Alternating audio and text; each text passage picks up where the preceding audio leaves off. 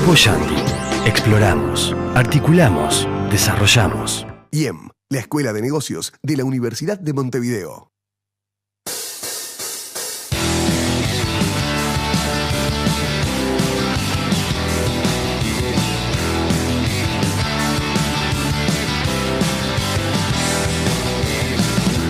¿Qué escuchas? ¿Qué cantas? ¿Qué escribís cuando el mundo te aplasta? ¿Qué pensás?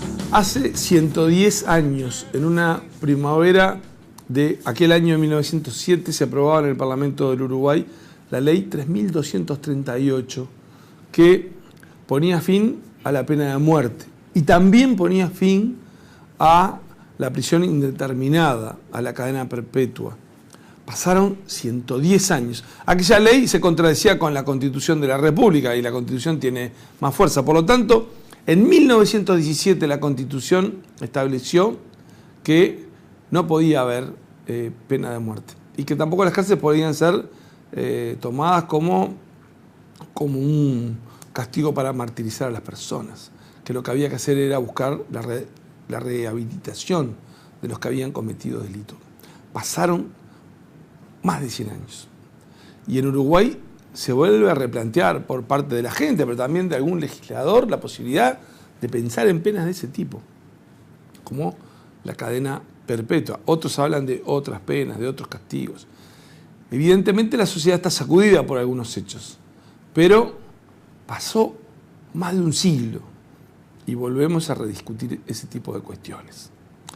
Hay mucho para hablar hoy en Claves Políticas. Bienvenidos a otra edición de nuestro programa. Estos son los avances. Hoy, en Claves Políticas, la conmoción social por delitos contra niños. Una demanda por mayor dureza en el castigo a culpables. Los jueces frente a la sociedad. Además, cómo incide el nuevo proceso penal. Hoy, en Claves Políticas, la seguridad social en foco. Los cincuentones, los retirados militares, las edades de retiro, las tasas de aporte, el problema de fondo, la seguridad social, el régimen jubilatorio, un desafío político, un problema social, una complicación económica. Además, el ajedrez político y las movidas en el tablero partidario. Hoy, en Claves Políticas. No sé por dónde andarás, hoy salí a buscarte. Y comenzamos el programa de hoy con el primer invitado, que es el presidente de la Asociación de Magistrados del Uruguay, Alberto Reyes, a quien le damos la bienvenida. Un gusto tenerlo aquí, como siempre. Igualmente para mí. Bueno, muchas gracias por haber aceptado. En momentos en que estamos en un tiempo muy especial, porque para la justicia es un año histórico, para lo que es todo lo referido al proceso penal con un nuevo código. Obviamente hoy el tema de la justicia se ha puesto en otro foco por algunos casos especiales, pero todo eso se da justo cuando comienza a aplicarse este código. ¿Cómo venimos con eso? Con el código. Con el código venimos, yo creo que bastante bien. Por supuesto que en el primer tramo de su aplicación hay problemas o algunos ajustes de implementación, pero básicamente creo que tiene que ver con lo que significó el trasiego de la investigación de los jueces hacia los fiscales, que los fiscales, digamos, es algo que no hacían y, digamos, históricamente los jueces lo hacían, digamos, dentro de un contexto y una institucional diverso. Entonces hay algunas soluciones algunos mecanismos de organización y distribución de asuntos que aparentemente para los fiscales ha generado alguna dificultad. Claro, la investigación la dirigía el juez. Exacto. Pero muchas veces el juez, o sea, si bien tienen roles distintos, ¿había una cooperación juez-fiscal o no? Sí, pero la iniciativa siempre era de los jueces, básicamente de los jueces. Lo que los fiscales, sobre todo en los últimos tiempos, hacían en la investigación era contribuir con alguna sugerencia o medida de investigación. Pero digo, desde afuera, digamos. Sí, decir, claro. No es lo mismo que tomar para sí la investigación y con lo que significa en cuanto al digamos, contacto con la policía y a coordinación con la policía, y sumado a ello con una implementación de un sistema de gestión informático que les ha generado algún tipo de problemas, digo, es absolutamente, para ellos, absolutamente un cambio radical, digamos, muy fuerte. En ese sentido, digo, es lo único como que se ve algún problema, pero digo, creo que es una cuestión superable y en términos generales yo diría, desde el punto de vista de los jueces, que estamos realmente muy gratamente satisfechos, en fin, como que hay un compromiso muy fuerte de parte de los magistrados que han asumido en los nuevos juzgados de que este cambio funcione bien. Y digamos, creo que hay... ¿Y en la asociación con distintos jueces han podido hacer ya alguna evaluación, intercambiando información? Sí, permanentemente. Es decir, sobre todo los jueces de Montevideo tienen reuniones, creo que son una vez por semana, donde hacen, digamos, intercambio de dudas, problemas, etc. La asociación ha hecho mucha actividad de capacitación antes y la va a seguir haciendo luego de la entrada en vigencia. Y hemos tenido reuniones para incluso también ver cómo está funcionando, qué es lo que está, digamos, algunos criterios, tratando de buscar, digamos, algunos consensos. Claro. Hay una cuestión que es, quién dirige la investigación, cómo se cumple todo el proceso. Hay otra cuestión también que vino con esto, que es el tema de lo público, ¿no? Que para lo cual no hay mucho hábito, ¿no? Es decir, no hay mucha costumbre a tener que hacer esa tarea lo público. Muchas veces uno dice, bueno, no es lo mismo lo que se dice y después se relata en un acta que lo que otra persona puede estar escuchando. ¿Cómo de alguna forma condiciona eso el trabajo? Bueno, este cambio fue querido por la Asociación de Magistrados hace muchos años y realmente esto es una de las cosas positivas, ¿no? Es decir, que se conoce, creo que con mucha mayor propiedad por parte de los medios de comunicación y por lo tanto de la población lo que pasa en un proceso penal. Antes todo era mediante intermediación, muchas veces de la policía, de algunos periodistas especializados, y ahora en realidad eso como que no tiene demasiado sentido porque la actividad se cumple, digamos, a puertas abiertas, salvo algunas excepciones que la ley autoriza y deja en manos de los jueces. Las audiencias son públicas, o sea que lo que pasa es absolutamente transparente. Creo que eso es una de las grandes ventajas del nuevo sistema. Reyes, hay una cosa que es importante, que es la imagen del Poder Judicial. En realidad la imagen de los poderes, ¿no? La República, con un equilibrio de poderes, uno dice, bueno, es muy importante que la gente tenga confianza en las instituciones. Y ahí, bueno, uno no va a priorizar una sobre otra, pero la justicia es lo que uno siente que es lo que da garantías, ¿no? Es decir, ve en algún otro país, Argentina o Brasil, por ejemplo, ¿no? Unas críticas profundas a los jueces, que dicen, bueno, o que los jueces operan de una forma según quién es el gobierno que esté de turno, y eso quita credibilidad. Acá, bueno, se hacen estudios o encuestas, ¿no? Como algunas encuestas regionales, pero ¿cómo sienten ustedes que está la relación de la opinión pública con la justicia en general? Después vamos con los jueces. Pero... Bien, ahí hay distintos planos, ¿no? Es decir, porque si uno se guiara por las redes, como quizás sería un panorama un poco preocupante. Si uno se guía por las encuestas, la última encuesta que se había para equipos consultores, se había contratado por el Poder Judicial, la Suprema Corte concretamente, no estamos nada mal en términos generales en materia de opinión pública. A pesar de que parecería que, por lo que le digo, las redes, en fin, claro, no debería ser así. Quizás el tema, digamos, que es cuando se hacen las encuestas, generalmente se está pensando en la justicia penal, ¿no? En la respuesta a temas de impacto, etcétera, y capaz que por ahí... Y se pierde de vista todo lo demás. Una porción, claro. Hay mucha demanda del servicio o de la administración de justicia y la parte penal es una. Sin duda que es una parte que tiene mucho impacto y a veces condiciona un poco también la sensación, en fin. Con la idea de que lo que pasa, digamos, a nivel, digamos, de inseguridad, delitos, cosas espantosas, es culpa de la justicia. Y para hacer ese vínculo hay que, digamos, analizar, bueno, ¿por qué? ¿Por qué sería culpa de la justicia? En fin, yo qué sé. Ahí después me interesa entrar, porque es una cuestión muchas veces que es un poco el juego de la mosqueta, ¿no? No lo digo con ironía sobre la persona, pero en realidad es la policía decir, bueno, pero nosotros cumplimos, hicimos esto y se lo pasamos al juez, pero el juez lo liberó y la gente se pregunta, ¿o por qué después que lo capturaron y cumplió una pena, lo largaron en X tiempo. Después me gustaría entrar en esos temas porque obviamente estamos todos muy impactados por estos casos recientes que pasaron. Pero ahora cuando hablaba del tema de las redes, uno lo que vio, por ejemplo, voy a tomar un caso concreto, ¿no? Uno decía, la campaña en la cual participaron incluso legisladores que decían, María no se va. Estamos hablando, la niña no se llamaba María, pero usted creo que recuerda, la madre se llama María, pero la niña no. En un caso que es de un juicio donde intervienen jueces, o interviene una jueza, después un tribunal o algo, y había una presión de él no se va. Bueno, pero él no se va, él se va o él no se va, se supone que lo decide la justicia, no es una cuestión a ver quién mete más manifestantes en la calle o hace más ruido en redes.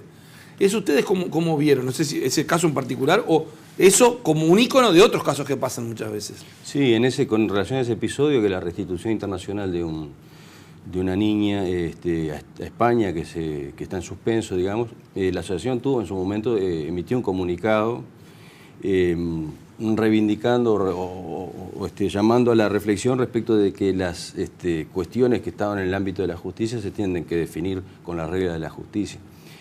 Más allá de aspectos emocionales o de cuestiones desde el punto de vista de los intereses que estén en juego, naturalmente las instituciones tienen que ser preservadas por todos, ¿no? Claro, porque uno lo que ve ahí, Reyes, es que uno decía, había un fallo, una jueza, obviamente todos se pueden equivocar, sí, ¿no? Sí. Pero la campaña tiende a algo que es como estar entregando a la niña, no pueden hacer eso, o sea, eso tiene un impacto muy grande, porque yo decía, hay legisladores que, bueno, a mí me llamaba mucho la atención, cada uno tiene derecho a hacerlo, pero que lo haga, pues en el fondo, ¿qué es? O sea, si no hay un poder judicial.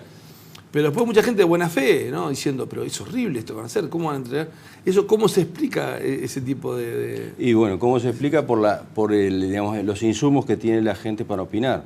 ¿Cuáles son los insumos que tiene la gente para opinar? Las comparecencias de determinados actores del tema, interesados en determinada solución a ese tema. Es decir, generalmente los que hablan de esos temas no lo hablan desde el punto de una mirada imparcial. Entonces digo, lo que es propio de la actividad judicial es decidir las cosas con imparcialidad en base a pruebas. En definitiva, es muy fácil la consigna, pero digo, la consigna no es la forma de resolver los temas en una sociedad, es a través de canales institucionales que funcionarán bien, funcionarán mal, pero digo, en el caso concreto había dos decisiones muy fundadas que estaban, digamos, accesibles para todos en la página del Poder Judicial, y muchas de las cosas que se oían soslayaban esas argumentaciones, ¿no? O sea, que en definitiva es un tema de camiseta. Reyes, vamos a hacer una pausa. No? Vamos a hablar, ahora que se ha replanteado el tema de que como que los jueces son blandos y que dejan afuera a personas que son un peligro para la sociedad, y esos reclamos de penas más duras. Digo, me gustaría hablar un poco de eso, y en definitiva un poco aquello de que yo le decía, citaba Argentina, ¿no? Una crítica más argentina, según cambia el gobierno, cómo actúan los jueces, pero es hasta dónde un clamor de la sociedad no puede influir en un juez, ¿no? Como si, de la misma forma en un partido de fútbol, uno dice, y todo el mundo gritó penal y el juez cobró porque escuchó penal, ¿no? Realmente los de un cuadro. Los de un cuadro, sí. Bueno, estamos hablando con el presidente de la Asociación de Magistrados, Alberto Reyes, aquí en Claves Políticas. Vamos a una breve pausa y ya volvemos.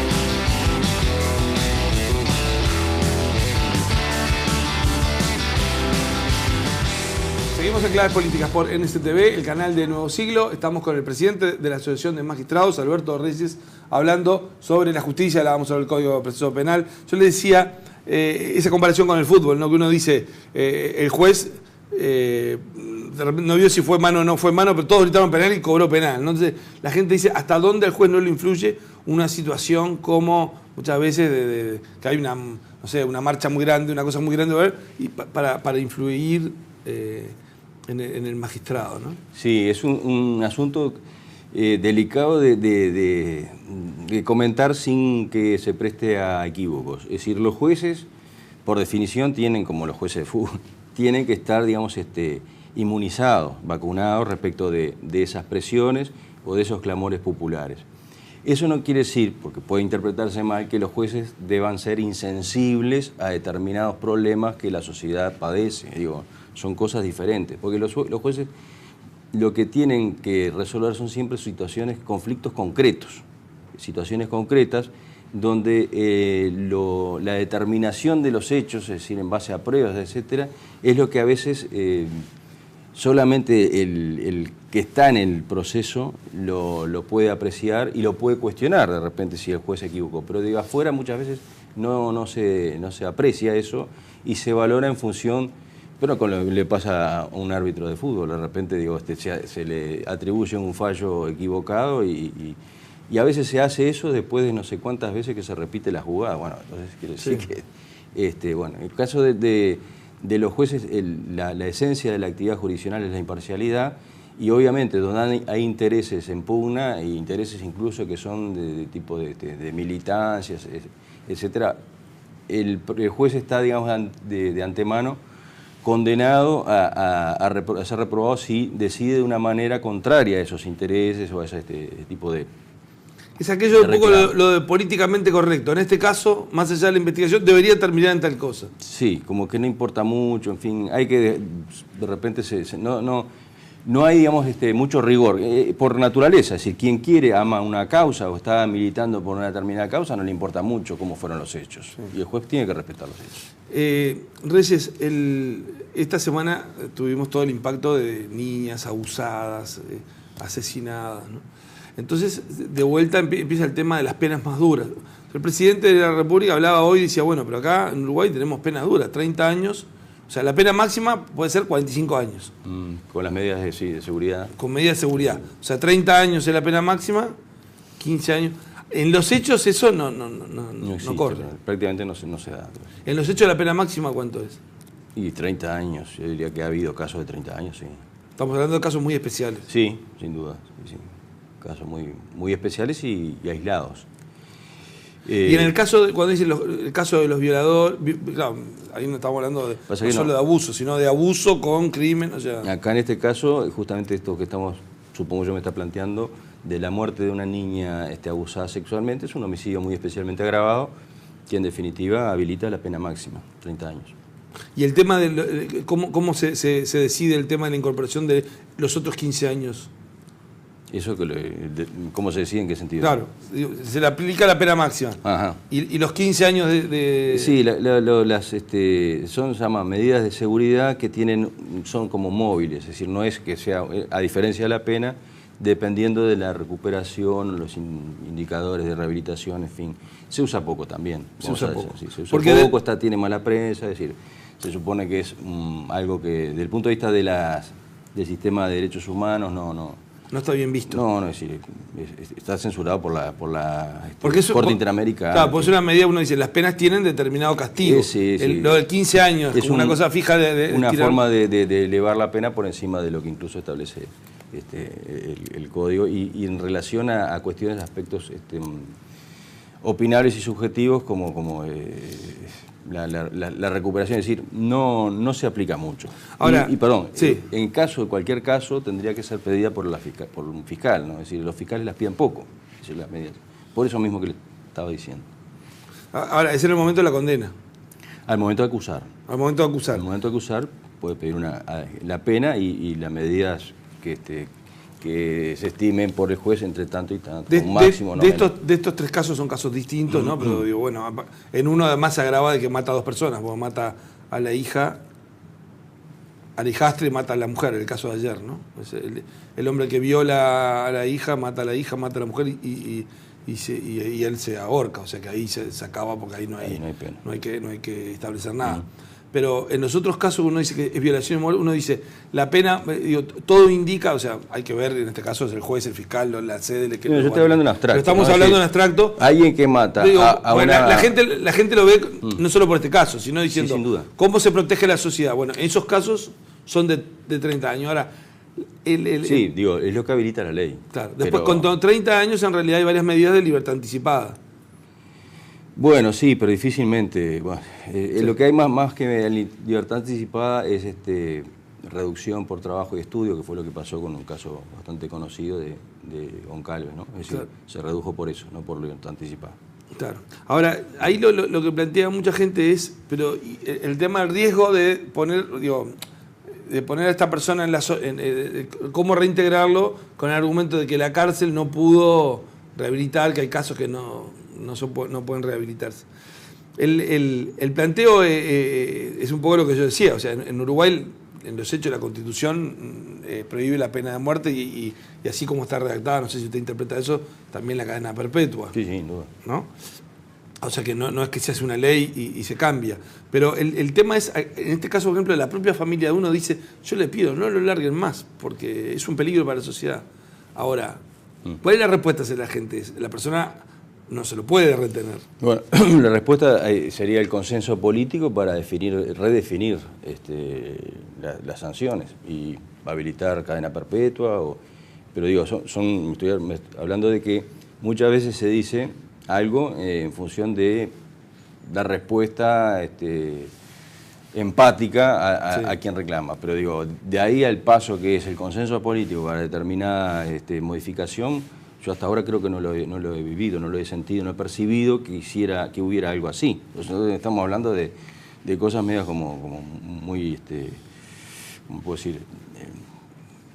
No serias, ¿no? Es decir, sí, en la medida que hubiera una presión o un acuerdo político para modificar esto, pero lo que sucede es que nosotros, los seres humanos, ¿no? Tenemos la tendencia a vivir las cosas como que son nuevas, y no son nuevas, esto no es nuevo. Es decir, hace no mucho hubo un caso también con un chiquilín que murió en una situación, un contexto de este tipo. Es decir, lamentablemente se dan, y la forma es, la pregunta que me hace, ¿cómo se lo reintegra? Bueno, habrá que buscar mecanismos. Yo me acuerdo, uno ve películas, ¿no? Es decir, sí, Estados Unidos, en fin, con el famoso tema del control, las pulseras, ese tipo de mecanismos que son más bien preventivos, ¿no? Es decir, la rehabilitación nunca hay una certeza con relación a eso. Ahora, por otro lado, lo que sí sabemos es que hoy la mayoría de las cárceles en rehabilitación están muy lejos, ¿no? Hay que ver qué va a pasar con este nuevo penal. Bueno, depende, es decir, porque los establecimientos de reducidas dimensiones, las chacras, son muy altos los índices de rehabilitación, o mejor dicho, muy bajos los índices de reincidencia, o sea que es una cuestión de diseño. Claro, pero ahí no está la mayoría no, pero ni los casos más peligrosos, seguramente. Se está atendiendo, tengo entendido que es así, ¿no? Que se está atendiendo precisamente a reorganizar todo eso, porque ni que hablar que es un fenómeno que genera violencia y puede generar más delitos. En el caso de los delitos estos que estamos hablando, de los delitos de tipo sexual, hay una problemática específica, ¿no? Que es muy compleja en todo el mundo. Es decir, es muy doloroso, sin duda, para abordar esto con soluciones desde el punto de vista de la dosimetría penal, etcétera, que la gente dice, a mí no me importa nada, quiero que lo maten, en fin. Pero es algo que no tiene una particularidad con relación a las dificultades que aparentemente o sin aparentemente, desde el punto de vista científico, estas personas o personalidades tienen de recuperación. Entonces, eso creo que ha motivado algunos abordajes particulares para estos delitos en el mundo, que de repente tendríamos que entrar a y ahí, ya se han visto experiencias. Uno entiende, uno dice, yo decía, que alguien replantea algo que sucedió que se dejó hace 110 años y parece un retroceso importante para una sociedad, ¿no? Pero por otro lado, claro, pienso en los padres que tienen que enterrar a una niña y que dicen, pero, y este tipo, tocó a mi hija porque tocó a mi hija, si no era otra, pero estaba cantado que iba a pasar y lo dejaron libre, ¿no? O sea, no hay nada que vaya a traer consuelo en una situación de esa, ¿no? Pero es como que eso para mucha gente termina de no aceptar y en el fondo afecta la imagen del Poder Judicial. Yo no tengo ni idea cómo podría cambiarse, pero digo, bueno, que en materia de experiencia internacional, ¿qué es lo que...? Bueno, permítame, yo no sé si afecta la imagen del Poder Judicial, porque en definitiva si hay límites en la Constitución para la pena de muerte y la condena perpetua, en fin, la imagen del Poder Judicial... No, pero no debería, no debería, pero la gente ha cargado... Puede haber alguna... No escucha a nadie que cargara sobre los legisladores que no votaron tal cosa, sino muchas veces cómo lo dejaron libre. No sé si... digo, a veces se puede confundir al juez con la policía, ¿no? Pero lo que uno veía era cómo a este tipo lo dejaron suelto. Se planteó con el caso, me acuerdo, de Goncalves, cómo lo dejó libre y bueno, se explicó, porque había cumplido la pena en base a la redención, que es un mecanismo por educación y estudio que no, por educación y trabajo que no es resorte del Poder Judicial, o sea que es en todo caso una oportunidad para replantear cosas o discutir sobre, en definitiva, claro, eso de que hace 100 años que no hay más pena. Bueno, es decir, de todas maneras creo que es algo que todos saben, ¿no? Es decir, en los países donde hay pena de muerte también hay abusos. También. O sea que es un tema nada más que yo no quiero que esta persona esté más en la faz sobre la tierra, pero digo, sobre la faz de la tierra, pero no quiere decir necesariamente que con eso se van a acabar los abusos sexuales y lamentablemente esas son situaciones que no son desalentadas en forma por lo menos ejemplarizante con medidas las más severas que a uno se le pueda ocurrir. O sea que es un fenómeno, como todos los fenómenos criminales complejos, que generalmente la solución o no es la que pega el grito primero, que se le ocurra alguna idea fácil, ¿no? Primero. Pero son situaciones muy dolorosas, como que te dice que no, claro, no hay mucho espacio para hablar en términos de sistema. Es como la cuestión, uno dijera, hasta del terrorismo con el tema del que hace un atentado suicida. O sea, a esa persona no le importó cuánto iba a ser la pena porque ni que hablar, se estaba matando No, hay otro fenómeno que creo que esto sí que puede ser importante, que tanto en este tema como en de los femicidios, como yo, la verdad que no, era algo que no lo tenía demasiado presente, pero aparentemente hay un fenómeno de imitación. Y como que incluso hasta de aprendizaje de determinada forma en la medida que se conocen las conductas, se conocen los hechos, la persona que tiene, digamos, el problema o que despierta algo que le despierta y además lo aviva, como decimos vulgarmente, de cómo tiene que hacer para que no le pase, no digamos ser atrapado. En fin, esa es una cuestión, me parece que sí merece ser estudiada, excede naturalmente lo que es Poder Judicial. Además, es una cuestión, digamos, muy interesante y de mucha responsabilidad, si es realmente así. Si por otro lado, en los dos casos, digo, en el otro el hombre se mata, ¿no? Pero en los dos casos que vimos esta semana, policía, justicia, o sea, resolvieron muy rápido el asunto, ¿no? No es de aquellos casos, no sé, yo recuerdo aquella chica argentina, ¿no? Que sí, que todavía está ahí. Todavía no se sube. Bueno, Alberto Reyes, presidente de la Asociación de Magistrados, como siempre un gusto. Ojalá podamos hablar de otros temas, ¿no? Pero también es importante poder dar respuestas en estos momentos. Muy amables, como siempre. No, a las órdenes, muchas gracias. Vamos a una breve pausa, ya volvemos con más claves políticas.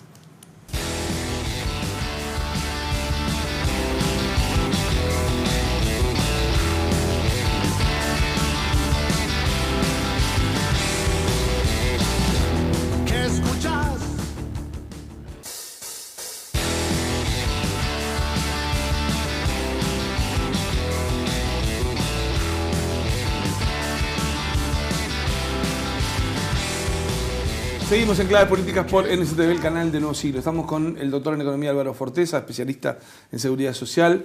Bienvenido, mucho gusto, muchas gracias por aceptar la invitación para estar acá. Gracias a ustedes por la invitación. Bueno, este año en A las Pruebas me remito, había estado, es un tema, se ha hablado mucho sobre el tema de seguridad social. Y vamos a entrar en el caso de los cincuentones, que es la cuestión polémica del momento, pero ahora es como que se ha vuelto a replantear todo el tema de seguridad social. El propio presidente lo planteó incluso en el exterior, parecía como que estaba dispuesto a dar un debate sobre una reforma más amplia, parece que no ahora, pero el tema es el conjunto de la seguridad social. Sí, el tema es el conjunto. Esas declaraciones fueron bastante sorprendentes. Aparentemente no sorprendieron solamente a los que no estamos dentro del gobierno. Parece que sorprendió al gobierno también. Realmente fue sorprendente que dijera que se iba a hacer una reforma y además las razones, ¿no? Y la manera de decirlo, ¿no? Que la situación era insostenible generó una cierta inquietud, ¿no? ¿Tú cómo ves uno dice, ¿en qué momento estamos? ¿Qué es insostenible? ¿Qué es insostenible a largo plazo? ¿Que hay que hacer una reforma? A ver, ¿qué hay que hacer? Hay que hacer. Ajustes siempre hay que hacerlos, reforma es otra cosa. Pero que hay que hacer por lo menos ajustes, sí, y algunos ajustes de cierta importancia. Las perspectivas con la situación actual son que los gastos sigan creciendo en forma bastante importante y los ingresos no. O sea que el déficit va a ser creciente. Hoy en día, si nos concentramos esencialmente en el BPS, lo más grande, ¿no? Eso no quiere decir que haya una crisis inminente. Y eso es lo que suele ocurrir con estas cuestiones de seguridad social, salvo en contadas excepciones.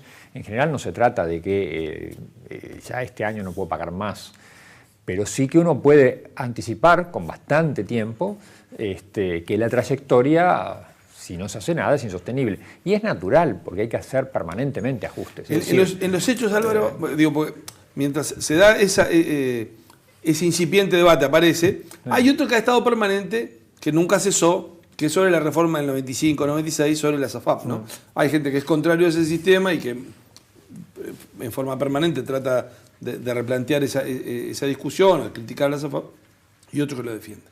Pero el tema es que, como los cincuentones, que ahora después lo vamos a hablar, muchas veces se compara de cómo era el régimen anterior. Pero aquel régimen, si no se hacía esa reforma, hoy era sostenible, no lo era en aquel momento, mucho menos ahora, no, claramente no era sostenible. O sea que cuando comparamos con aquello, estamos comparando con una ficción. No se puede, sí, claro. No. En todo caso, con lo que se comparará es con opciones alternativas. Yo creo que la mayor parte de quienes discuten esto seriamente lo que plantean es que se podría haber hecho otra cosa, y es cierto, siempre se podría haber hecho otra cosa, y hay opciones con pros y contras diversas, sí, es cierto, pero que algo había que hacer, sí. Compararlo contra lo anterior, que era insostenible, no tiene demasiado sentido. Si no se hubiese hecho aquella reforma con la creación de la SAFAP, hoy los beneficios, los beneficios... Bueno, el déficit sería enorme, ¿no? El déficit sería enorme. O sea, habría que haberlo financiado de alguna manera, con más deuda, con más impuestos de otro tipo, en fin, pero no. Tú hoy cuando hablabas de que la importancia, la necesidad de hacer ajustes en el BPS, decía, bueno, hablando de BPS, ahora, en las otras cajas, digo, caja militar, hay una reforma ahí que está a discusión. En las otras han procesado distintos cambios, pero eso les da sostenibilidad. Uno, digo, cuando ve cajas sectoriales en un mundo donde el laboral es cambiante... Sí. A ver, yo no quiero pronunciarme puntualmente sobre cada caja paraestatal, entre otras cosas porque no tengo estudios específicos de cada caso, es un poco delicado. Lo que digo en términos generales, y no es nada novedoso, cualquier sistema de seguridad social requiere ajustes periódicos, entre otras cosas porque los parámetros demográficos van cambiando. Por suerte la esperanza de vida está aumentando, la gente es cada vez más longeva. Si la gente es más longeva no se le puede ofrecer el mismo beneficio a partir de las mismas contribuciones a partir del mismo momento en la etapa de la vida. Sí. Que eso implica cada vez por más tiempo. Es decir, jubilarse a los 60 años ahora no es lo mismo que jubilarse a los 60 años hace 50 años. Porque la esperanza de vida a los 60 ahora es muchísimo mayor de lo que era hace 50 años. Y va a ser bastante mayor dentro de 30 años de lo que es ahora. Ya hay algunas estimaciones preliminares que indican varios años más. La semana pasada, en realidad estábamos hablando de otro tema, había venido invitado el abogado Andrés Erizola, y en un momento planteaba el tema de decir, bueno, cuando uno se habla de régimen jubilatorio, muchas veces está diciendo, wow, es inevitable que haya que aumentar la edad de retiro, porque nadie piensa que se retire a determinada edad. El tema es qué trabajos hay para esa gente también, porque el mundo laboral va cambiando y uno dice, bueno, por ahí es alguien que trabaja en esto y que siga trabajando en su mismo lugar, pero quizás en el mismo lugar no pueda seguir haciendo la misma tarea y a su vez le sea difícil conseguir otro trabajo, ¿no? Sí, es cierto. Ahí entramos en otro problema, ¿no? Es un desafío grande que viene por el lado del mercado de trabajo, que tiene que de alguna manera articularse las dos cosas, ¿no? Pero está claro que uno no puede pensar en que uno siga trabajando siempre hasta la misma edad, hasta los 60, y a medida que la esperanza de vida va aumentando. Eso es inevitable. ¿Cómo influye, no sé si lo tenés estudiado, pero cómo pudo haber influido esa flexibilización que se dio, creo que fue en el 2008, ¿puede haber sido? ¿2008? Sí. Bueno, a ver, lo que sí se sabe claramente es que... Porque ahí fue un ajuste al sistema de seguridad social. Sí. Lo que sí se sabe es que inmediatamente después de eso hubo un aumento muy significativo de las altas de jubilación, o sea, de la cantidad de personas que se jubila por año. De hecho, pasó al doble, más o menos. ¿Sí? Al doble, se duplicó. Sí, al doble, se duplicó. Asegurar que sea por eso no está 100% claro porque hubieron varias medidas, ¿sí? Entre otras algunas administrativas, en la cuestión de gestión, de cómo se gestiona, ¿no? También hubo un aumento muy significativo de gente que se jubila declarando invalidez. Y eso... Bueno, eso llamó la atención. Ahora, hoy cuando recordamos al presidente Tabaré Vázquez, que planteó...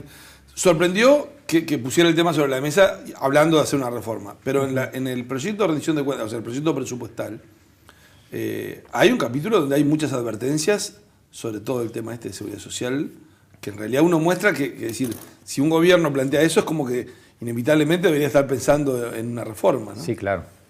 Sin embargo, yo no tengo noticias de que haya algún grupo realmente con una propuesta más o menos elaborada en el Poder Ejecutivo. Pero ahí, tú que Sí, seguís hay de cerca del caso, preocupaciones. ¿te sorprendieron los números que planteó el gobierno ahí o ya No, los números no. las proyecciones? No, eso no. Las declaraciones del presidente sí me sorprendieron un poco. Lo otro no. Claro, porque lo otro para el sistema político, para lo que puede ser el Parlamento, las distintas bancadas, es como que como eso no se somete a votación, porque es parte de la exposición de motivos, pero no hay nada en el articulado, es como que no fue tomado en cuenta, pero uno lo veía como una advertencia fuerte del panorama que Sí, mostraba. bueno, lo que pasa es que es muy difícil que una cosa de estas digamos, una reforma de la seguridad social o incluso reformas lo que llamamos usualmente paramétricas, que es simplemente cambiar algunos parámetros, algunos valores sin cambiar la estructura general, o sea, sin hacer una reforma que se llama estructural. Claro. Normalmente, aún esas reformas que son relativamente menores, tiene iniciativa el Poder Ejecutivo, ¿no? Es decir, es muy difícil que el Parlamento... No, pero digo no se empezó a generar un debate sobre la necesidad. Lo que tú decís, por ejemplo, Siempre es de muy cambios impopular, son- ¿no? Todos ¿Eh? los cambios van a ser impopulares. Entonces, nadie quiere, si el Ejecutivo Asumir no el toma... costo. Claro, y si- Pues digo, cuando tú dices paramétrico es aquello que se dice, bueno, Cambio- con tanta edad y tantos años de edad y tantos años y tanto de aporte. Bueno, la misma edad de jubilación es un parámetro. Es decir, ¿por qué la edad mínima es 60? Podría ser otro número. A nivel internacional, ¿qué se están manejando de edades de retiro? Es variable, es muy variable. En países desarrollados 60 es bajo, ¿no? Pero hay países que tienen estas cifras, sí. Sí, y menores también. No, es muy variable, hay una gama grande, pero además yo creo que no es la única. El problema es que es un conjunto de parámetros, uno no puede tomar cada uno aisladamente. Yo en general soy más bien partidario, la verdad, no tanto de ajustar edades mínimas como de hacer, es un poco difícil de explicarlo, pero el término es actuarialmente justo el sistema, por lo menos para sectores de niveles de ingresos altos. Esto quiere decir, como ocurre hoy en Uruguay, aunque no ajustadamente, si uno se retira más tarde, o sea, posterga la edad de retiro y aporta más años, recibe una jubilación mayor. Es un incentivo a quedarte. Es un incentivo. No solo es un incentivo, sino que además, si uno lo calcula exactamente, puede hacer que el hecho de que una persona se retire más temprano no implique un costo adicional para el BPS. Simplemente depende de en cuánto se reduce la jubilación. Y eso es lo que se conoce como, lo que se quiere decir informalmente como actuarialmente justo. Claro, Es por eso te decir, digo, es la combinación de... Es la básicamente, combinación de todas esas la- cosas. La edad de retiro y cómo se calcula el sueldo básico, la asignación jubilatoria inicial. por Exacto, exacto. Yo digo, si uno tuviera un sistema que ajustara adecuadamente la jubilación inicial a los años contribuidos y a la edad a la que se está jubilando, el hecho de que una persona desee o se vea obligada por esas cuestiones del mercado de trabajo que mencionaba Claro. hace un momento, a retirarse a los 60, no necesariamente, o sea, a las edades más bajas, ¿no? No complica Permitidas, el déficit. no necesariamente afecta negativamente al BPS. O sea, digo, Pero para hoy que en la día gente no se sí, entienda, hoy en día que sí tú lo decís es, afecta. vos te querés jubilar a los 60 y con tanta edad, podés, pero te vas a jubilar con una jubilación mucho más chica de la que te podés jubilar ahora. Sí, con los parámetros actuales esto no es equivalente, es decir, efectivamente si la gente se retira antes al BPS le sale más caro y sensiblemente más caro. ¿Sí? Es decir, que si uno quisiera hacerlo actualmente justo, la diferencia tendría que ser mayor. Claro, lo que tú decís por eso es que todas esas medidas son impopulares, porque Son lleva impopulares, a que sí. la gente diga, pero ahora me voy a jubilar con menos. Bueno, Sí, son impopulares. Sí, pero digo, El entre tema es las pensar a largo alternativas, que son, por ejemplo, pasar de la edad mínima de 60 a 62, 63, 64, esa es una opción, ¿sí? Que contribuye a la sostenibilidad sin duda. Otra opción es cambiar las tasas de reemplazo Claro. o el salario básico jubilatorio a los propios 60. Claro, es cierto, uno dice, bueno, pero ya la jubilación es relativamente baja, podrán decir muchos, me la van a bajar aún más, bueno, muy delicado. Es muy delicado, es cierto, y hay que hacerlo muy gradualmente y hay que hacerlo con miras al futuro. claro, por lo que pasa es tanto, que ahí estás frente a una realidad, ¿no? Que la situación. Sí, claro, sí. Los números para. Es decir, te jubilás a los 60, vas a vivir vas a vivir 30 años más. Y, Bueno, bueno, 30 tanto no, pero hoy en día 20 y pico sí. Bueno, 20 y pico 25, sí. digo. Y sí, mujeres 25 sí. Bueno, entonces decís, Entonces, bueno, tomando expectativa y de hombres vida, un poquito menos. pero seguramente eso va a estar Sí, sí. cambiando. Y además está aumentando la está perspectiva. aumentando. Sí, sí, Quiere sí. decir que vos digas, cuando vos tengas tal edad que es cuando vas a precisar más, ¿existirá así como está el sistema o no aguanta? si no hay reforma. Bueno, uno debería proyectar a su vez lo que son las esperanzas de vida futura, incluirlas en esas proyecciones, claro. Álvaro, vamos a hacer una pausa y vamos a hablar de los cincuentones, porque claro, es un tema fuerte ahora, que justamente uno dice, si bien hay que hacer todo lo demás, bueno, además no habría que hacer cosas, no habría que agregarle problemas, ¿no? Sí, claro. Vamos a una breve pausa, estamos con Claves Políticas aquí por NSTV, el canal de Nuevo Siglo.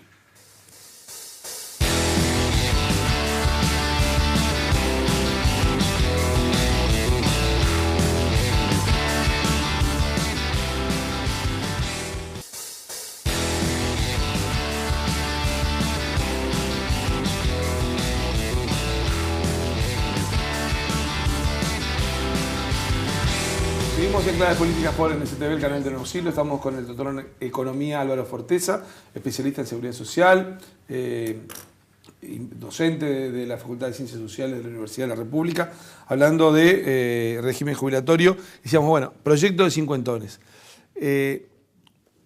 Lo hemos hablado, pero digo, si nos puede decir brevemente por qué se produce, porque mucha gente, por qué se produce el fenómeno de los cincuentones y el planteo.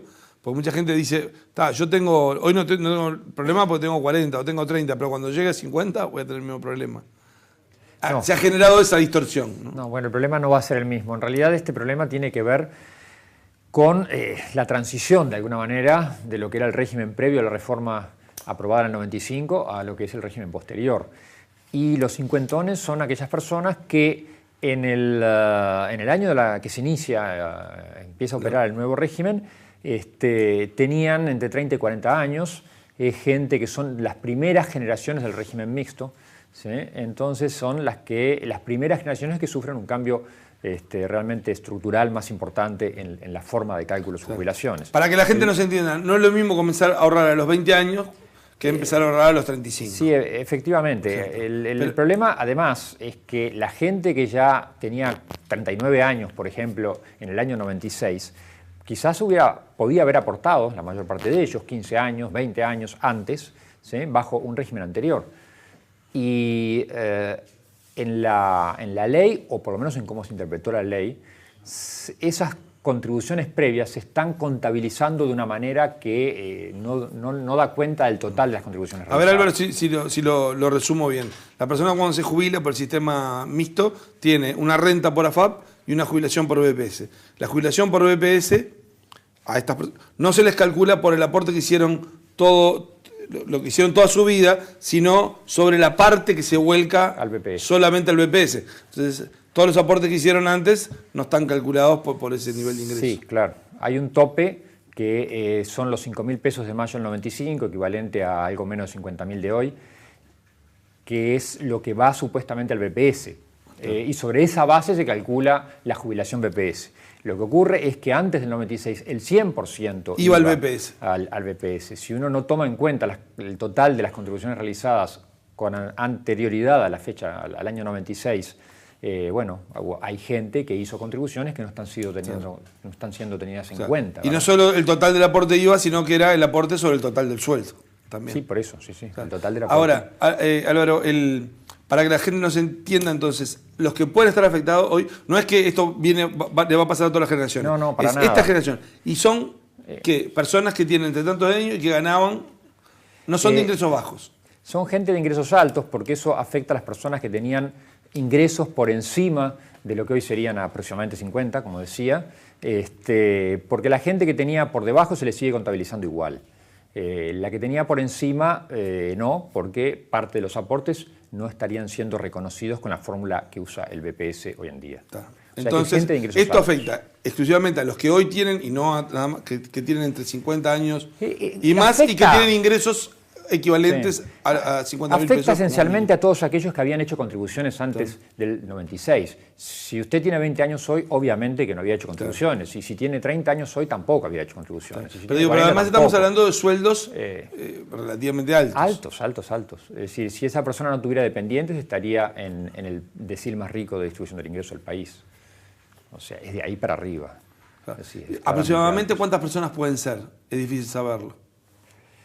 Yo no tengo estimaciones propias de eso. ¿Cuántos serían los que les podría convenir pasarse? Hay algunas estimaciones Pero la verdad es que bastante diversa. Pero además, Álvaro, hay otra cuestión, que no es lo mismo si la persona esa afectada, si se jubila a los 60 que si se jubila a los 65. Ah, no, claro. Pero, entre otras cosas depende de eso. A ver, la pérdida también es importante. Para algunos casos a los 60 es mucho menos importante a los 65 y ya a los 67 ya no da diferencia. Así que es bastante, depende del caso. Ahora, ¿cómo ves la solución que se está buscando en el Parlamento? Bueno, la solución, la propuesta del Ejecutivo, a mí me parece que no es una muy buena solución. Sí que favorece a algunos de los afectados en forma muy importante. Creo que no es muy buena solución en el sentido de que no ataca el problema original. El problema original, si queremos reconocerlo, es simplemente que no se están reconociendo el 100% de los aportes realizados antes del 96. Yo creo que es más lógico ir por el camino de hacer el reconocimiento pleno. Obviamente, condicional a que se hagan las cuentas, ¿no? Hay que ver si se puede o no se puede pagar y de dónde salen los fondos, ¿no? Porque es otra cosa fundamental. Yo creo que Pero eso podría tener un menor impacto económico que esta solución. Yo pienso que probablemente sí. No tengo estimaciones propias porque, entre otras cosas, no tengo datos para hacerlas. Pero el BPS había enviado un proyecto que iba sobre estas líneas en el año 2012 al Ejecutivo, que nunca salió del Ejecutivo, nunca llegó al Parlamento. Hacían algunas estimaciones preliminares, indicaban un costo menor. No conozco los detalles. Eso se hizo en el Parlamento en el 2012. No, en el BPS. En el BPS. Sí, fue un proyecto. No, obviamente tiene que tener iniciativa del Poder Ejecutivo. O sea, que fue articulado, bueno, fue una propuesta que le hace al Ejecutivo, ¿no? Y el Ejecutivo no llegó al Parlamento. No conozco los detalles de dónde quedó. En primera instancia el gobierno tuvo una actitud de decir, bueno, esto se generó por una ley que el partido de gobierno no votó y ahora tenemos que ver. Es posible. Fue tirando la pelota para adelante, en ese momento no tomó en cuenta ni consideró esa propuesta seguramente. Sí, es posible, porque además tenía costos de todos modos y de cierta importancia, ¿no? El tema es que ahora, que ante la presión de manifestantes ese momento, el presidente dijo, bueno, vamos a solucionar esto. Economía tampoco presentó nada, porque el Ministerio de Economía creo que no creía en alguna solución para esto. Al no haber un proyecto de economía, corrió el proyecto del ministro de Trabajo, que no era el proyecto del ministro de Trabajo, sino hecho en el PICNT. Sí, y eso, aparentemente es lo que ocurrió. Bueno, sí, el proyecto fue hecho en el PICNT, lo que es la representación sindical en el BPS. Pero... Sí, quizá lo sorprendente es que ellos habían apoyado el proyecto del 2012, ¿no? Pero bueno, no sé por qué el cambio. Pero también hay una cuestión de que este proyecto va a tratar de golpear el tema de AFAP. O sea, sí, es una decisión política bastante clara, ¿no? Lo han dicho, es como un primer paso de tratar de derogar las AFAP. Sí, probablemente. Sí, probablemente, porque en realidad el problema original tiene muy poco que ver con las AFAPs, ¿no? Tiene que ver simplemente con que no se le está reconociendo a un colectivo de trabajadores el 100% de sus aportes. Eso es importante. Esto no quiere decir entonces que no es que el sistema de AFAP no haya aplicado bien el tema de la capitalización. No, para nada, ha rendido muchísimo. De hecho, uno debería esperar que rindiera menos en el futuro. En los primeros 20 años del sistema, los rendimientos han sido altísimos. No, para nada. A largo plazo no. Van a ser menores, naturalmente. Entonces, el problema que están teniendo ahora los cincuentones no tiene nada que ver con desempeño de AFAPs ni de los fondos de ahorro individual, nada, para nada. Bueno, ahora habrá que ver si se vota o no se vota o se hacen esos cambios. Igual, si hubiera que hacer cambios al proyecto, no sé si eso requeriría también que el Ejecutivo enviara un nuevo proyecto o se puede modificar en el Parlamento, porque ahí sería muy distinta la solución y la iniciativa de estos temas la tiene el Ejecutivo, ¿no? La verdad que desde el punto de vista legal prefiero no opinar, sé muy poco. Pero sí, obviamente que además si no tiene apoyo el Ejecutivo no va a poder salir. Ahora, yo no estoy viendo nada muy concreto, ¿no? De soluciones alternativas. Bueno, nosotros lo que sabemos es que hoy, en esta jornada, se están haciendo algunas negociaciones, pero ahí también, ahora lo que se ha dado es que no se ha salido a hacer una manifestación pública del Ministerio de Economía. Uno cuando ve en el Ministerio de Economía, todos consideran que este proyecto, la aplicación sería muy grave, pero no se transmite así a la ciudadanía, ¿no? Bueno, puede ser lógico, ¿no? Quizás se están negociando internamente. Sí, hay que ver qué es lo que puede surgir, porque es una negociación compleja. En este caso, la decisión queda... El Frente Amplio tiene mayoría propia, queda dentro de la bancada. No es que haya una negociación fuera de la bancada, ¿no? Sí, si logran un acuerdo entre ellos les alcanza. Álvaro, ahí, para resumir, este tema quedó claro lo que tú has analizado. El tema grande de la seguridad social, pues decís, rifarse este periodo de gobierno no sería tan grave. O sea, siempre es mejor que los cambios se hagan cuanto antes. No, claro, a ver, hay una posible confusión con esto. Uno no puede decir que el sistema va a dejar de sostenerse el año que viene, o en el sentido de que no pueda seguir pagando las jubilaciones. No, las jubilaciones se pueden seguir pagando, no hay un riesgo inminente de nada. Lo que pasa es que, primero, es predecible, uno ya puede prever con bastante certidumbre si una trayectoria es sostenible o no, y con los parámetros actuales no podemos seguir, eso es clarísimo. Y la otra cosa es que los ajustes tardan mucho tiempo en expresarse. Esto es como un gran transatlántico, es muy difícil cambiarlo, ¿no? Entonces, no puede cuando está a 100 metros de la orilla cambiar la dirección, ¿no? Tiene que hacerlo con bastante anticipación, ¿no? Esto hay que hacerlo con mucha anticipación. Entre otras cosas, justamente porque uno no le va a cambiar las condiciones a las personas, por ejemplo, que ya están jubiladas, ni se la va a cambiar a las personas que ya contribuyeron 30 años bajo un régimen, no es demasiado razonable. Entonces los efectos van a empezar a notarse. Típicamente, siempre, no es una particularidad nuestra. Por eso cuanto más tiempo se demore, es peor. Por eso, y el gran drama que tienen los sistemas sociales es que, como es costoso políticamente hacer estos ajustes, casi siempre se terminan haciendo muy tardíamente. Entonces, ahí sí, genera incertidumbre, inestabilidad macro, y eso sí que es lo peor para todos, ¿no? Te agradezco mucho, como siempre, muy claro y gracias a ti por la invitación. Muy interesante poder escucharte, muy amable. Bueno, muchas gracias. Nosotros vamos a hacer una breve pausa, ya venimos con el final de Claves Políticas. Estábamos con Álvaro Forteza, doctor en Economía, especialista en Seguridad Social, hablando del régimen jubilatorio de los cincuentones. También, breve pausa y ya volvemos.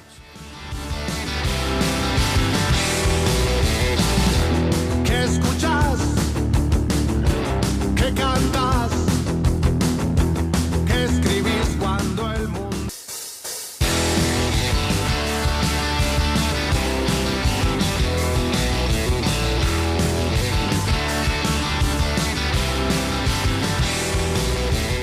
Último tramo de Claves Políticas con el ajedrez político, las movidas en el tablero partidario, y seguimos con el tema de cincuentones, proyecto de ley clave.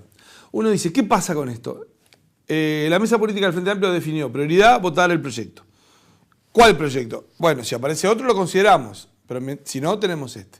O sea, es una presión para una negociación que se puede estar desarrollando, pero que tiene un ritmo muy acelerado porque está el plazo de la semana que viene para votar. ¿Por dónde podemos esperar una negociación? ¿Por dónde pueden mover las piezas del tablero partidario?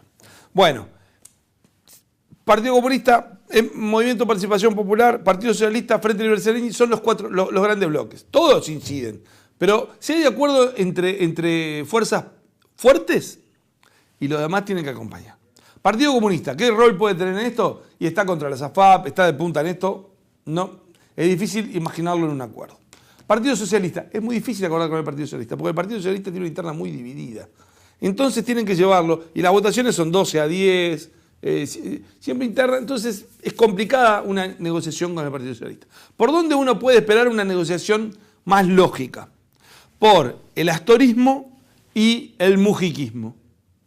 De alguna manera, las fuerzas fuertes que terminan a veces incidiendo en alguna negociación. No es fácil. ¿Pero por qué? Porque este tema en economía, el proyecto de ley, se considera, no es que no haya que atender esa situación, sino se considera que este proyecto, tal cual está redactado por técnicos del PICNT y llevado al Consejo de Ministros por Murro, según economía tiene consecuencias gravísimas para los fiscales. Hubo renuncia, recuerden que hubo una renuncia de Andrés Massoyer, que no solo por esto, estaba todo el tema de la negociación con UPM, pero esto fue fundamental. Hay distintos técnicos que dicen, yo no me puedo quedar, si esto es así, yo me tendría que ir. O sea, ¿se irán o no se irán? Y yo no creo, yo por lo que hablo no creo. Pero hay un malestar grande que se traduce para afuera y que en un ámbito académico, que en un ámbito de determinado votante frente amplista, empieza a caer, porque el asunto es, pero ¿por qué no salen a decir que es tan grave? ¿Por qué no salen a explicar la gravedad de esto? Astor Nara de la Unidad se calla y confía en una negociación. Pero mientras tanto, el tiempo avanza. ¿Por qué el Frente Libre Sereni trataría de frenarlo y cambiarlo? ¿Por qué el MPP tendría un incentivo en esto? Al MPP, ¿cambiar le implica algo desde el punto de vista de adhesión? No, porque a la gente de izquierda, al votante de izquierda y al votante del MPP va a estar afín con este proyecto. Pero el que se va a perjudicar es el Frente Libre Sereni, pero al MPP no le conviene que el Frente Libre Sereni se perjudique. ¿Por qué? Porque el votante de izquierda, Alguno podrá irse más a la izquierda, hacia Unidad Popular, pero estamos hablando de una franja que no es importante. Lo que sí es importante para el Frente Amplio es conservar el voto de centro-izquierda, ese voto de frontera. Ahí es donde tiene riesgo de perder, no de votantes ya pensando en la elección, sino de adherentes hoy mismo. Ahí es donde tiene que cuidar. Entonces, eso llevaría a una cuestión de decir, bueno, hay que demostrar que se puede acordar. ¿Por qué? Porque si en esto el Frente Universal y el astorismo, diciendo que es grave, se calla y deja que se vote, o si habla, pero si habla igual le doblan el brazo, lo que está demostrando es una debilidad de una parte importante del Frente Amplio. Ahí es donde podemos ver los motivos para que se llegue a un acuerdo. ¿Habrá acuerdo? ¿Habrá negociación reservada que permita llegar a un acuerdo? Eso lo sabremos en los próximos días. Pero sí lo que sabemos es que hay incentivo fuerte para lograr algún tipo de acuerdo político que evite que se vote un proyecto que se considera que es nefasto para las finanzas públicas. O sea, que se puede llegar a una solución sin caer en algo tan grave. ¿Habrá o no habrá? El tiempo lo dirá. Pero recuerden que a estas horas puede haber alguna negociación en ese sentido. Por hoy es todo. Nosotros volvemos dentro de 7 días con más claves políticas, como siempre, por NSTV, el canal de Nuevo Siglo. Que pasen muy bien.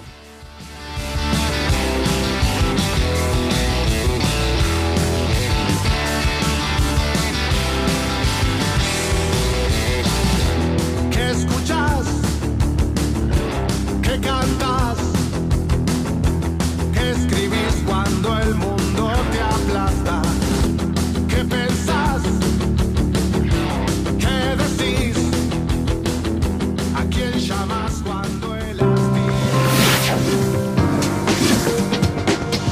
Grupo Yandy. Exploramos, articulamos, desarrollamos. IEM, la Escuela de Negocios de la Universidad de Montevideo.